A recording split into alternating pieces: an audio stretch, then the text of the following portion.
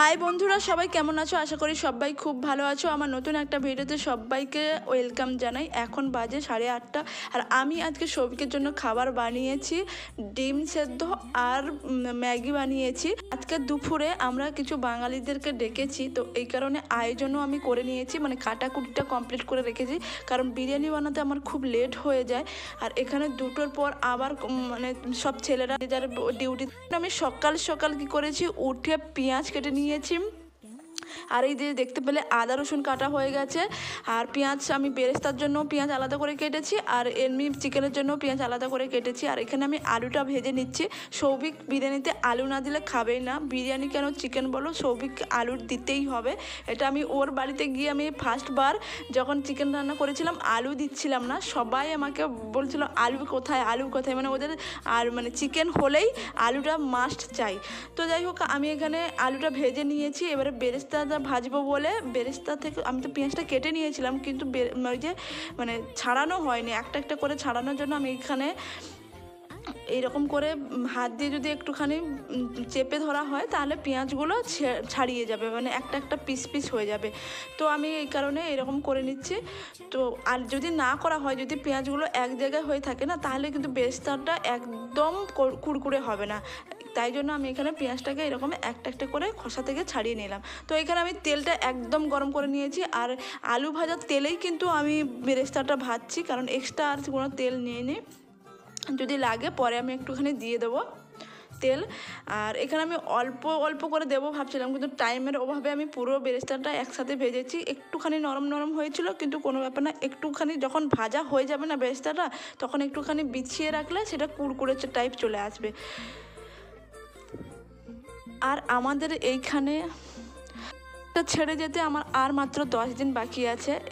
কিছুদিন পর আমরা কোয়ার্টার ছেড়ে চলে যাব, তো তাই জন্য আজকাল পার্টিটা একটু বেশি হচ্ছে। এর বাড়িতে খেতে রাখছে, ও ওর বাড়িতে খেতে রাখছে, মানে কেউ না কেউ রাখছে, কারণ চলে যাওয়ার আগে সবাই সবাইকে, মানে যতগুলো বাঙালি আছে বিশেষ করে সবাই সবাইকে খাইয়ে দিয়ে যাচ্ছে। আর এই বেরেস্তাটা ভেজে নিয়েছি, আর আমি এর বেশি লাল করতে পারি না, কারণ এর বেশি লাল করতে গেলে পুড়িয়ে ফেলি, না হলে একদম কাঁচা থেকে যায়। তো আমি মিডিয়ামটা করে নিয়েছি। দেখো আমি একটা প্লেটে করে এটা খিলিয়ে দেবো, কারণ না খিলালে না এটা একটু লেটকে থাকে, তো খেলিয়ে দিলে পেঁয়াজটা আবার কি হয়, মানে ভালোভাবে কুড়কুড়ে ভাব চলে আসে। এই কারণে আমি একটা প্লেটে দেখো আমি একটা খিলিয়ে দিলাম, মানে শুকোতে দিয়ে দিলাম এক কথায়। তো চলো, আমি ওইখানে দেখতে পাচ্ছ সৌভিক আমার পুরো লন্ড ভন্ড করে দিয়েছে, মানে জামা কাপড় পুরো এরকমই করে রাখে। আর আমার পুরো ঘরটা না, কেউ যদি এসে যায় সঙ্গে সঙ্গে মনে হবে যে এই মেয়েটা মানে জীবনেও ঘরটার পরিষ্কার করে না, এরকম একটা ব্যাপার। কিন্তু আমি প্রত্যেক দিনই ঘর পরিষ্কার করি, আমি আগেও বলেছি আর এখনও বলছি। কিন্তু সৌভিক এই সামনের ঘরটায়, একদম সামনের ঘরটা সবই এরকম নোংরা করে রাখে। ও আসবে, কাপড় জামা খুলবে, ছুঁড়ে ছুঁড়ে ফেলে দেবে। আর আমিও কালকের জামা কাপড় তুলে নিয়ে সেই খাটের ওপরটাই রেখেছিলাম, কিন্তু আমি ভুলেই গেছিলাম, ওকে বলেছিলাম গুছিয়ে দিতে, কিন্তু ও গোছায়নি, ওর টাইম থাকে না।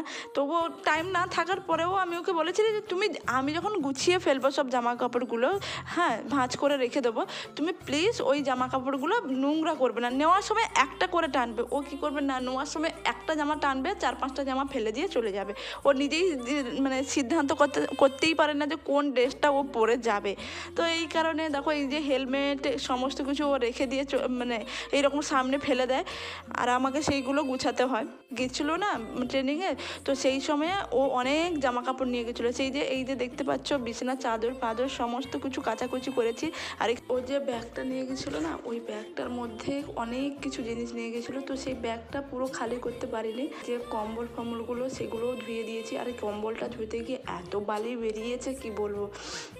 তো যাই হোক, এই ব্যাগের মধ্যে আর কি কি আছে আমি দেখে নিচ্ছি।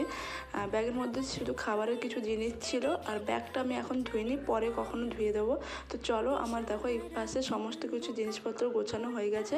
এইটা আমাদের দুটো আলমারির মধ্যে সৌভিক একটা আলমারিতে জামা কাপড় রাখে, আর আমি আমার আলমারিতে জামা কাপড় রাখি। এই যে সৌভিকের আলমারিটায় সৌভিকের জামা কাপড়গুলো ড্রেসগুলো আমি রেখে দিচ্ছি। আর আমার আলমারিটা বেডরুমে, আমার বেডরুমের কাছে আমার আলমারিটা, আর এইটা বারান্দায় আছে আলমারিটা। তো এই আলমারিটা সৌভিক ব্যবহার করে, আর আমি ওইটা ব্যবহার করি।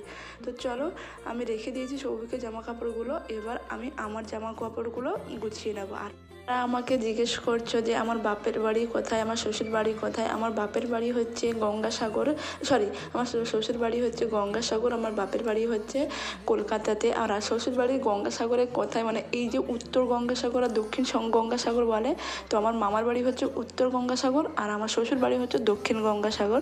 আই হোপ আমি কোশ্চেনের অ্যান্সারটা দিতে পেরেছি। তোমরা প্রত্যেককেই এই কোশ্চেনটা করো যে তোমরা দক্ষিণ মানে গঙ্গাসাগরের কোথায় বাড়ি। তো আমি বলে দিলাম আমার শ্বশুর বাড়ি হচ্ছে দক্ষিণ গঙ্গাসাগর। এখানে আমার চিকেনটা হচ্ছে এখনও, আর একটুখানি বাকি আছে। আর একজন কমেন্ট করেছে যে আমি কেন শাঁখা সিঁদুর পরি না। দেখো এখানে যখন আমি এসেছিলাম না, তখন কি হয়েছিল, আমার শাঁখাটা দু হাতেই দুটো শাঁখা পরা ছিল। হুট করে কি হয়েছে, একদিন সৌভিকের সাথে মানে মজা করতে করতে সৌভিক হাতটা ঠেলে দেয়, আর সেখান থেকে তখন আমার শাঁখাটা বেড়ে যায়। রাজস্থানে আছি, তো এখানে তো শাঁখা পাওয়া যায় না। আমি অনেকবারই খোঁজ করেছি কিন্তু এখানে শাঁখা পাওয়া যায় না। আর সৌভিক বলেছে আমাকে বাড়ি নিয়ে গিয়ে ও আমাকে আবার শাঁখা কিনে দেবে, আর আমি এক্সট্রা শাঁখা নিয়ে আসতে ভুলে গেছি। তো এই কারণে আমার শাঁখাটা মানে এক হাতে শাঁখা আছে আর এক হাতে শাঁখা নেই। তো এইটাতে কেউ বাজে কমেন্ট করো না যে শাঁখা সিঁদুর পরি না। আর সিঁদুর নিয়ে প্রবলেম, আমি প্রত্যেক দিনই নিয়ম করে সিঁদুর পরি, কিন্তু আমার সিঁদুর পরলে কি আমি নিজেই জানি না যে সিঁদুরটা কোথায় চলে যায়। তো সিঁদুরটা আমি গুঁড়ো সিঁদুর লাগাই তো আমার মাথা থেকে। এখন সবাই আমাকে বলেছিল যখন আমার ফার্স্ট বিয়ে হয়, তখন আমি যখন নতুন মানে তখন সিঁদুর পরতাম, আমার মাথাতে সিঁদুর থাকতো না, ঝরে সব পড়ে যেত। তো এখনও সেই রকম হয়, কিন্তু এখন দেখবে আমি গুঁড়ো সিঁদুর না, লিকুইড সিঁদুর লাগাই, কিন্তু ছোট্ট করে লাগাই। আর অনেক সময় আমি গুঁড়ো সিঁদুরও ব্যবহার করি। আর এই হলো ব্যাপার। সৌভিক আমার জন্য এই প্রজাপতি বিস্কুট নিয়ে এসে, এই বিস্কুট মানে এই নামেই আমরা প্রজাপতি বিস্কুট নামেই চিনি। আর এই বিস্কুটটা নিয়ে এসে আমাদের সেখানে প্লাস্টিকের প্যাকেট হয়ে থাকে, এখানে ডিব্বাতে প্যাকেট করে দিয়েছে। তো চলো যাই হোক, তোমাদের এই ভিডিওটা কেমন লেগেছে অবশ্যই কমেন্ট করে জানাও। আর ভালো লাগলে লাইক, শেয়ার আর সাবস্ক্রাইব করতে ভুলো না। আর আমার এই কিছু দিন আমি ভিডিও দিতে একটু প্রবলেম হবে, কারণ কোয়ার্টার ছেড়ে আমাকে চলে যেতে হবে। তো প্যাকিং স্টার্ট হয়েছে, প্যাকিং করতে তো জানো অনেকটা টাইম লাগে। আর এই কিছুদিন আমার হয়তো ভিডিও দিতে একটু প্রবলেম হবে, তারপর আমি কন্টিনিউ ভিডিও দেবো। তো চলো আজকের মতন বাই।